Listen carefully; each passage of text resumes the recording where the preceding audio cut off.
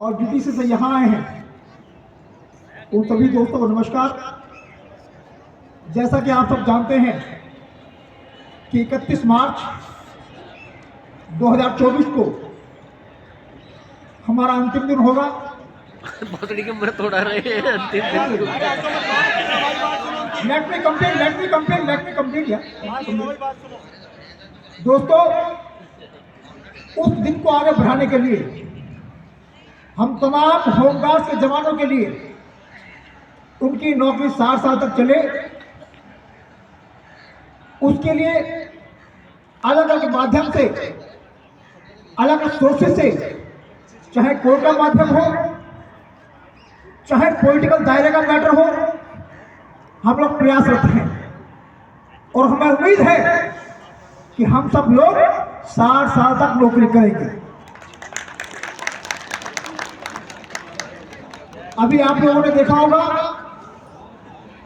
Group के अंदर एक मैसेज चल रहा था जिसमें डिपार्टमेंट ने एक राजपत्र की घोषणा की है।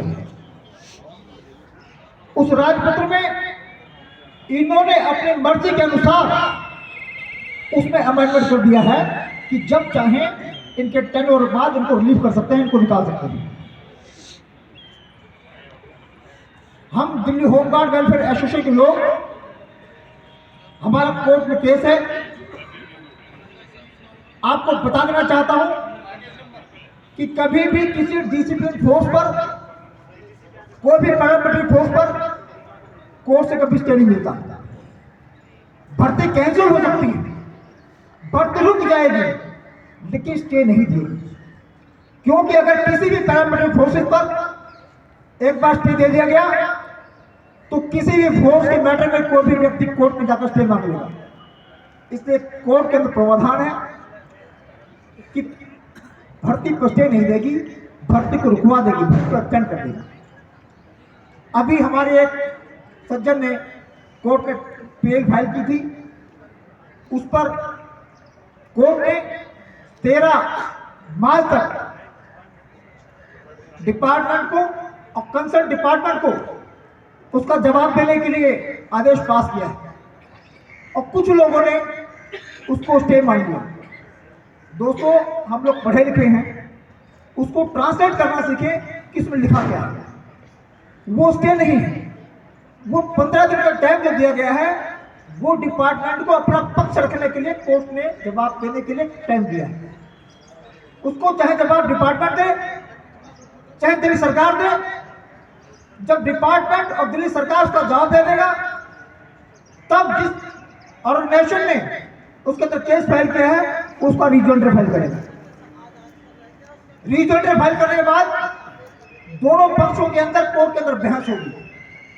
जिसके पास अच्छे सबूत होंगे, जो अच्छी अथॉरिटी के साथ, जो देश के अंदर जिस राज्य में उस कानून में अमेंडमेंट हुआ है, उस अमेंडमेंट के अथॉरिटी के साथ, हाई कोर्ट के अथॉरिटी के साथ, जैसे राजस्थान में 15 साल के लिए अमेंडमेंट हुआ, पंजाब में 20 साल के लिए हुआ, जहां जहां अमेंडमेंट हुआ उन कागजों को लगाकर हम कोर्ट में इस भर्ती को रुकवाने के लिए अपने नौजवान साथियों की 60 साल की नौकरी को आगे बढ़ाने के लिए प्रयासरत हैं और सरकार को करना भी होगा।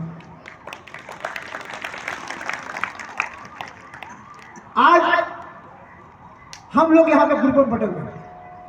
हमारा मकसद एक है कि सबकी नौकरी 60 साल की हो, किंतु कुछ लोग इस रास्ते जा रहे हैं, कुछ लोग इस रास्ते जा रहे हैं। जाना एक ही जगह, सबको रिलीफ चाहिए, सबको अपनी नौकरी बचानी है। लेकिन मैं समझता हूं कि कुछ लोग, अवसरवादी लोग, जो कुछ लोगों से मिले हैं और इनकी नौकरी बचाने के लिए पैसा इकट्ठा कर रहे हैं।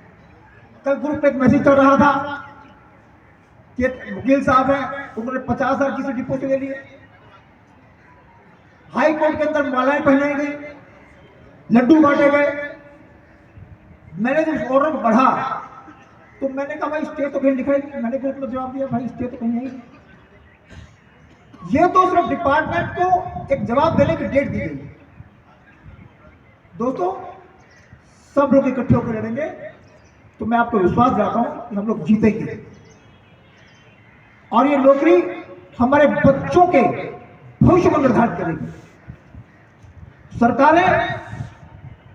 सरकारों की जिम्मेवारी लोगों को रोजी रोटी देने की होगी। उसकी रोजी रोटी छीनने का अधिकार सरकार के पास नहीं है। आज सरकारें बात करती हैं कि राम मंदिर बनवा दिया, हमने शिक्षा के स्कूल खोल दिए। राम राज्य का मतलब समझते हैं आप?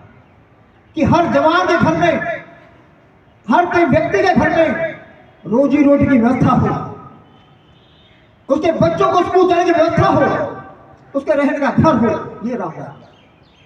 मंदिर बनाने से राम राज्य नहीं होता, स्कूल खोलने से राम राज्य नहीं होता। मैं 26 जनवरी परेड में था, हमारे माननीय देश के दिल्ली के मुख्यमंत्री साहब ने 10 पॉइंट गिनवाए कि राम राज्य में होता था। मैं कहता हूं 10 पॉइंट तो गिनवाइए, लेकिन उसको अपने जीवन में अमल भी कीजिए। सरकारों का उनके नागरिकों की रक्षा करना होता है, उनके बच्चों की रोजी रोटी की व्यवस्था करना होता है, उनकी शिक्षा की व्यवस्था करना होता है। जो सरकार हमें रोजी रोटी की व्यवस्था नहीं कर सकती, जो हमारे बच्चों की थाली से रोटी छीनना चाहती है, उसके पास कोई अधिकार नहीं है कि हमारे बच्चों की थाली से रोटी छीने। डिपार्टमेंट बैठे लोग, कुछ अवसरवादी लोग, कुछ मनी माइंडेड लोग जिनको पैसा चाहिए। आज 25-26 हजार रुपये कमाने वाला व्यक्ति जो किराए के मकान में रहता है, बच्चों की फीस देता है, आप समझते हैं कि